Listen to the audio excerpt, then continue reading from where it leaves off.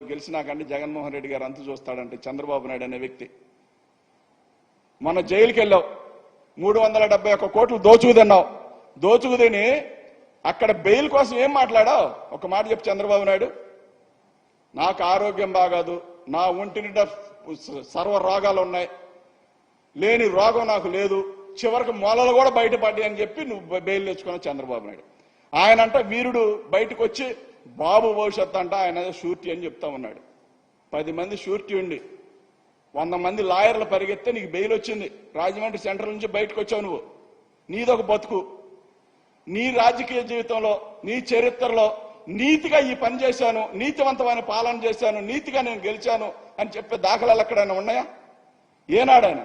Party ఎవరిది? ఎన్టీఆర్ది. కొట్టుకొచ్చి CM seat ఎవరిది? ఎన్టీఆర్ది. Party వాళ్ళది, సీఎం సీట్ వాళ్ళది, నీదేముంది ఇందులో? ఇంకా ఏమి తెలియనట్టుగా ఆయన్ని చంపి మళ్ళీ ఆయనకు దండేస్తా ఉంటావు. బాలయోగ్ గారు ఎలా చనిపోయారు? మాధవరెడ్డి గారు ఎలా చనిపోయారు? నీకంటే నరహత్య చేసేవాడు ఎవడన్నా ఉండడా? రాజకీయాల కోసం, నీ కొడుకు భవిష్యత్తు కోసం ఈ రాష్ట్రాన్ని తాకట్టు పెట్టావు చూసావా? అది ఎప్పటికీ ప్రజలు మర్చిపోరు. రాజశేఖర రెడ్డి గారు లేకపోయినా, రాజశేఖర రెడ్డి గారు చనిపోయినా ఆయన కొడుకుని ముఖ్యమంత్రిని చేసుకున్నాడు. నువ్వు బతికే ఉండవు, నువ్వు ఇంకా పోలా. నువ్వు ఉన్నా పోయినా లేకపోయినా నువ్వు మాత్రం నీ కొడుకుని ఎమ్మెల్యేని చేయలేకపోయావు. ఏదో ఒక రకంగా ఆశ తీర్చుకోవడానికి అడ్డదారులు 3 శాఖల మంత్రిని చేసుకున్నావు. ఇది నీ బతుకు. రాజశేఖర రెడ్డి గారి ఫ్యామిలీని కించిపరిచే కెపాసిటీ చంద్రబాబు నాయుడికి లేదు.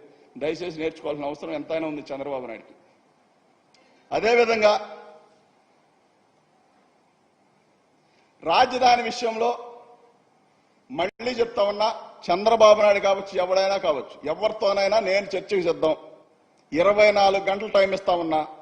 చర్చకి గన కూర్చుంటాం మేమని సవాళ్ళు ఇస్తారకపోతే మీరు చావలేని దొంగలు, చావలేని సన్నాసులు, మీరు చావలేని వ్యక్తులుగా మిగిలిపోతారు. 24 గంటలు టైం ఇస్తా ఉన్నా.